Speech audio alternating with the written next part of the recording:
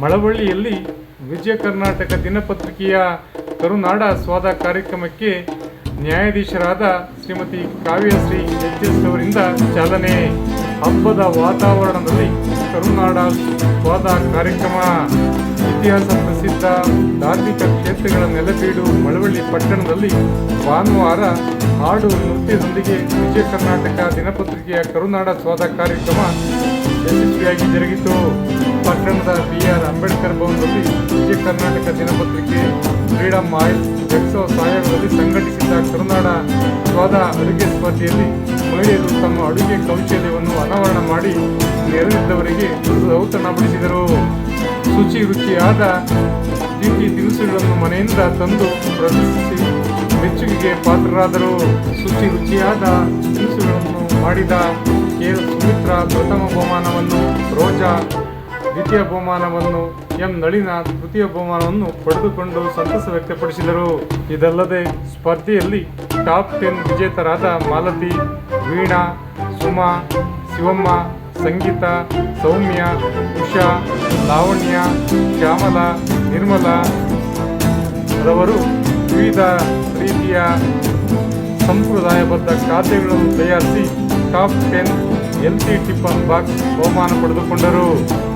ಕಾರ್ಯಕ್ರಮದಲ್ಲಿ ಮಹಿಳೆಯರು ನಡೆಸಿಕೊಟ್ಟ ಹಾಡು, ನೃತ್ಯ, ಹಾಸ್ಯ ಚಟಾಕಿಗಳು ಜನರ ಮನಸೂರೆಗೊಂಡವು. ಅದರಲ್ಲೂ ಪ್ರಥಮ ರನ್ನರ್ ಅಪ್ ಬಹುಮಾನ ಪಡೆದ ರೋಜಾ ಮಾಡಿದ ನೃತ್ಯ ಎಲ್ಲರ ಪ್ರಶಂಸೆಗೆ ಪಾತ್ರವಾಗಿತ್ತು. ಇದೇ ಸಂದರ್ಭದಲ್ಲಿ ಬಾಲಕಿ ಬಿ.ವಿ. ಮರಿಯಂ ನೃತ್ಯ ನ್ಯಾಯಾಧೀಶರ ಗಣ್ಯರ ಮೆಚ್ಚುಗೆಗೆ ಪಾತ್ರವಾಯಿತು. ಕಾರ್ಯಕ್ರಮಕ್ಕೆ ಮುಖ್ಯ ಅತಿಥಿಗಳಾಗಿ ಪುರಸಭೆ ಮುಖ್ಯಾಧಿಕಾರಿ ಶ್ರೀಮತಿ ನಾಗರತ್ನಮ್ಮ, ತೀರ್ಪುಗಾರರಾಗಿ ಚರಣ್, ಮುಖ್ಯ ಅತಿಥಿಗಳಾಗಿ ಅಪಾರ ಸರ್ಕಾರಿ ವಕೀಲರಾದ ಶಿವರೆಡ್ಡಸ್ವಾಮಿ, ರೇಷ್ಮೆ ಬೆಳೆಗಾರರು ಹಾಗೂ ಉದ್ಯಮಿಗಳಾದ ತ್ಯಾಗರಾಜು, ಮಾಮರ ಸಂವಾದ ಸಹಕಾರ ಸಂಘದ ಅಧ್ಯಕ್ಷರಾದ ಎಂ. ಶಿವಕುಮಾರ್, ಮೌಲ್ಯ ಸ್ವರ್ಗಿ ಸಂವಾದ ಸಹಕಾರ ಸಂಘದ ಅಧ್ಯಕ್ಷರಾದ ಭಗವಾನ, ಫ್ರೀಡಮ್ ಆಯಿಲ್ ಮ್ಯಾನೇಜರ್ ನೂರಾರು ಮಹಿಳೆಯರು ಮ್ಯಾನೇಜರ್ ಇದ್ದರು. ವಿಜಯ ಕರ್ನಾಟಕ ದಿನಪತ್ರಿಕೆಯ ಬಾಲಗಂಗಾಧರ್, ಚೇತನ, ಮಾಮರ ಸಂವಾದ ಸಹಕಾರ ಸಂಘದ ಸಿಬ್ಬಂದಿ ವರ್ಗದವರು ಹಾಗೂ ಮಾಮರ ಮೀಡಿಯಾ ಸಿಬ್ಬಂದಿ ವರ್ಗದವರು ಸೇರಿದಂತೆ ನೂರಾರು ಮಹಿಳೆಯರು, ಹಲವು ಗಣ್ಯ ವ್ಯಕ್ತಿಗಳು ಕಾರ್ಯಕ್ರಮದಲ್ಲಿ ಭಾಗವಹಿಸಿದ್ದರು. ವಿಶೇಷ ವರದಿ ಮಾಗನೂರು ಎಂ. ಶಿವಕುಮಾರ್, ಮಾಮರ ಮೀಡಿಯಾ, ಮಳವಳ್ಳಿ. ಕಾರ್ಯಕ್ರಮವನ್ನು ಉದ್ದೇಶಿಸಿ ನ್ಯಾಯಾಧೀಶರಾದ ಶ್ರೀಮತಿ ಕಾವ್ಯಶ್ರೀ ಅವರು ಮಾತನಾಡಿದರು. ನಂತರ ಮುಖ್ಯ ಅತಿಥಿಗಳಾಗಿ ಭಾಗವಹಿಸಿದ್ದ ಪುರಸಭೆ ಮುಖ್ಯಾಧಿಕಾರಿ ಶ್ರೀಮತಿ ನಾಗರತ್ನಮ್ಮ ಮಾತನಾಡಿದರು. ಕಾರ್ಯಕ್ರಮವನ್ನು ಮೈಸೂರಿನ ಅಜಯ್ ನಿರೂಪಣೆ ಮಾಡಿದರು. ಇದು ಒಂದು ಒಳ್ಳೆ ಉತ್ತಮ ಕಾರ್ಯಕ್ರಮ, ಸಮಾಜಕ್ಕೆ ಒಂದು ಉತ್ತಮ ಸಂದೇಶ ನೀಡುವಂಥ ಕಾರ್ಯಕ್ರಮ ಆಗಿದೆ. ನಿಮಗೆ ಗೊತ್ತಿಲ್ಲ, ನೀವೆಲ್ಲ ಈಗ ನೀವು ಅಡುಗೆ ಮಾಡಬೇಕು, ಏನೋ ಅಡುಗೆ ಪ್ರೋಗ್ರಾಮ್ನ ನಡೆಸ್ಕೊಡ್ತಾರೆ, ನಾವು ಒಂದು ಕಾಂಪಿಟೇಷನ್ಗೆ ಬಂದಿದ್ದೀವಿ ಅಂತ ತಿಳ್ಕೊಂಡಿಲ್ಲ. ಬಟ್ ನೀವೇ ಗೊತ್ತಿಲ್ಲ, ನೀವು ಒಂದು ಸಮಾಜಕ್ಕೆ ಒಂದು ಉತ್ತಮ ಸಂದೇಶವನ್ನು ಕೈಗೊಂಡು ನೀವು ಕಾರ್ಯಕ್ರಮ ಸೇರ್ಕೊಂಡಿದ್ದೀರಾ. ನಾನು ಏನು ಹೇಳಲಿಕ್ಕೆ ಇಷ್ಟಪಡ್ತೀನಿ ಅಂದರೆ, ಹೆಣ್ಮಕ್ಳಾದ್ರ, ಮಹಿಳೆ ಆದ್ರೆ ನಾವು ಎಲ್ಲ ಅಡುಗೆ ಮಾಡೋದ್ರಲ್ಲಿ ಎಷ್ಟು ಇಂಪಾರ್ಟೆಂಟ್ ಇರುತ್ತೆ ಅಂದರೆ, ನಮ್ಮ ಮನೆಗೆ ನಾವೇ ಒಂದು ಕೈ ಅಂತ ಹೇಳ್ಬೋದು. ಎಲ್ಲ ಇದರಿಂದನೂ ಸಮತೋಲನ ಸಂಸಾರದಲ್ಲಿ ನಾವೇ ಒಂದು ಉತ್ತಮವಾಗಿ ಕೈ ಜೋಡಣೆ ಮಾಡಿ ಬೆಂಬಲಕ್ಕೆ ನಿಂತು ಮಾಡುವಂಥ ಕರ್ತವ್ಯ ಹೆಣ್ಮಕ್ಳಲ್ಲಿ. ಅದರಲ್ಲೂ ಈ ಕಾರ್ಯಕ್ರಮದ ಉದ್ದೇಶ ನಾನು ಹೇಳಲಿಕ್ಕೆ ಇಷ್ಟಪಡ್ತೀನಿ ಅಂದರೆ, ನಾವು ದಿನನಿತ್ಯ ನೋಡ್ಬೋದು, ನಾವು ಅಡುಗೆಯಲ್ಲಿ ಬೆಳೆಸುವ ಯಾವುದೇ ಪದಾರ್ಥಗಳಾಗಿರ್ಬೋದು, ನಾವು ನಮಗೆ ಪ್ರಕೃತಿನೇ ಅದು ನೀಡಿದೆ. ಈಗ ಫಾರ್ ಎಕ್ಸಾಂಪಲ್ ನಾವು ಸೀಸನಲ್ ಎನ್ವೈರ್ಮೆಂಟ್ ಬಂದಾಗೆ ನಾವು ಪ್ರಕೃತಿನೇ ನಮಗೆ ಎಲ್ಲ ಆಹಾರನ ಕೊಡ್ತಾ ಹೋಗುತ್ತೆ. ಅದನ್ನು ನಾವು ಸದುಪಯೋಗ ಪಡಿಸ್ಕೋಬೇಕು. ಉದಾಹರಣೆಗೆ ತೊಗೊಂಡ್ರೆ, ಈಗ ನಾವು ಮಾರ್ಚ್ ತಿಂಗಳಲ್ಲಿ ಇರ್ಬೋದು, ಏಪ್ರಿಲ್ ಮೇ ಇರ್ಬೋದು, ಮಾವಿನ ಹಣ್ಣು ಅಂಥದ್ದು ಇರ್ಬೋದು, ಮತ್ತು ಇಲ್ಲ ಕಲ್ಲಂಗಡಿ ಹಣ್ಣು ಇರ್ಬೋದು, ಆಮೇಲೆ ಸೀಸನಲ್ಲಿ ದಾಳಿಂಬೆ ಹಣ್ಣು ಇರ್ಬೋದು. ಅದೆಲ್ಲ ನಮ್ಮ ದೇಹಕ್ಕೆ ಸಿಗುವಂಥ ಉತ್ತಮ ಪೌಷ್ಟಿಕಾಂಶಗಳು.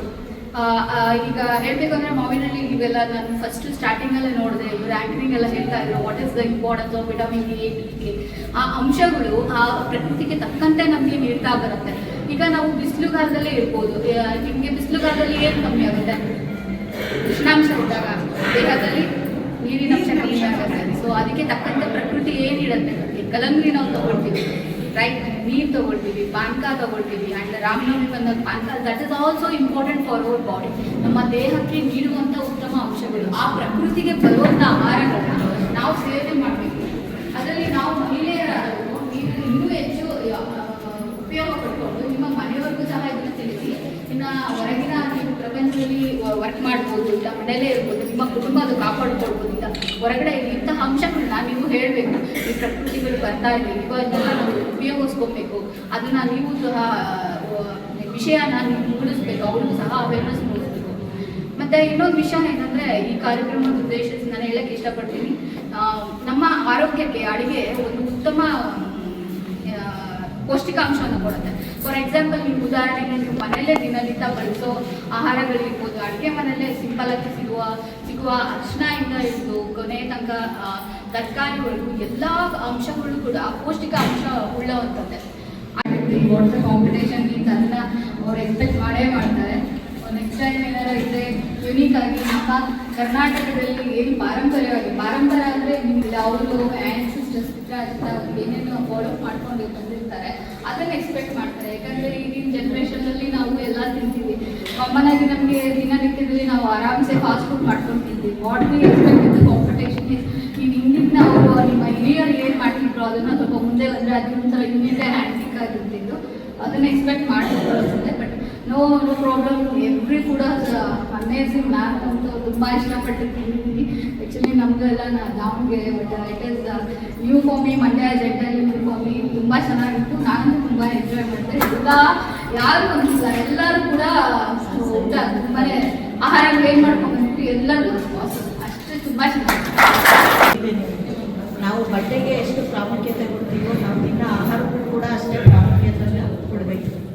ಆಧುನಿಕತೆ ಹೆಸರಲ್ಲಿ ನಾವು ನಮ್ಮ ಸಮಾಜ ಮಾಡರ್ನೈಸೇಷನ್ ಹೆಸರಲ್ಲಿ ಅವನತಿಯತ್ತ ಸಾಗ್ತಾ ಇದ್ದೀವಿ. ನಾವು ಅತಿಯಾದ ಆಧುನಿಕತೆಯಿಂದ ನಾವು ಪ್ರಿಸರ್ವೇಟಿವ್ ಫುಡ್ಡು, ಫಾಸ್ಟ್ ಫುಡ್ಡಿಂದ ಎಲ್ಲ ಈಗಿನ ಮಕ್ಕಳಿಗೆ ಆಕರ್ಷಣೆ ಆಗ್ತಾ ಇರೋದೇ ಅದು. ಮೊದಲೇ ಲೈಫೇ ಇನ್ಸ್ಟಂಟ್ ಲೈಫ್ ಆಗಿಬಿಟ್ಟಿದೆ. ಸ್ವಿಗ್ಗಿ, ಝೊಮ್ಯಾಟೊ ಎಲ್ಲ ಬಂದಮೇಲೆ ಸಾಂಪ್ರದಾಯಿಕ ಅಡುಗೆಗಳನ್ನೇ ಬಿಟ್ಕೊಳ್ತಾ ಇದ್ದೀವಿ. ಆದರೆ ನಮ್ಮ ಸಾಂಪ್ರದಾಯಿಕ ಅಡುಗೆಗಳು, ನಮ್ಮ ಹಿರಿಯವರು ಹಾಕಿಕೊಟ್ಟಂಥ ಆಹಾರ ಪದ್ಧತಿ ಆಗ್ಬೋದು, ಹಬ್ಬ ಹರಿದಿನಗಳಿಗೂ ಮತ್ತು ಅಂದು ತಯಾರಿಸುವ ಅಡುಗೆಗಳಿಗೂ ಕೂಡ ವೈಜ್ಞಾನಿಕ ಸಂಬಂಧ ಇದೆ. ಸಾಂಪ್ರದಾಯಿಕ, ವೈಜ್ಞಾನಿಕ ಎರಡೂ ಸಂಬಂಧಗಳಿದೆ.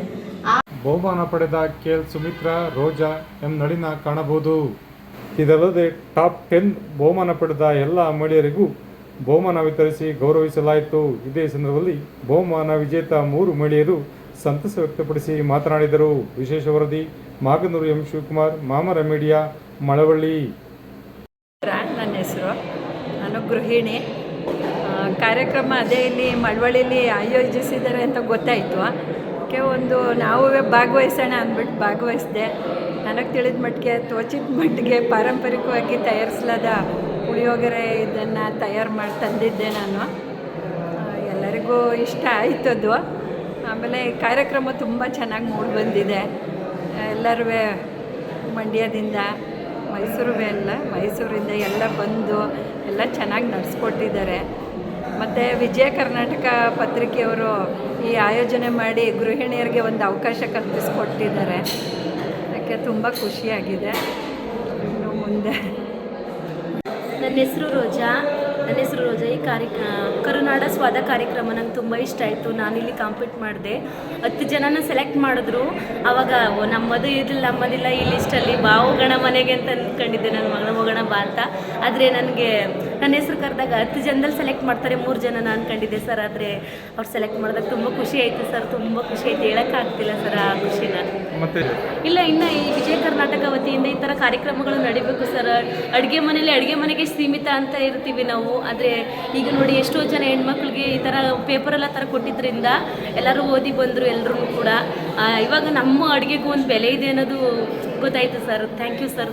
ಇನ್ನು ಈ ಥರ ಹೆಚ್ಚು ಕಾರ್ಯಕ್ರಮಗಳನ್ನು ಮಾಡಿ ಅಂತ ಕೇಳ್ಕೊತೀನಿ. ನಮಸ್ಕಾರ ಸರ್. ಖುಷಿ ಆಯಿತು.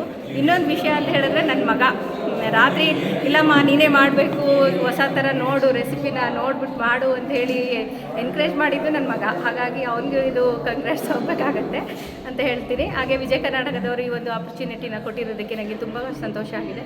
ಮತ್ತು ಮುಂದೆ ಇದೇ ರೀತಿ ಕಾರ್ಯಕ್ರಮಗಳು ನಡೆಸ್ಕೊಡಿ ಅಂತ ಹೇಳಿ ನಾನು ಈ ಮೂಲಕ ಕೇಳ್ಕೊಳ್ತೇನೆ. Thank you sir.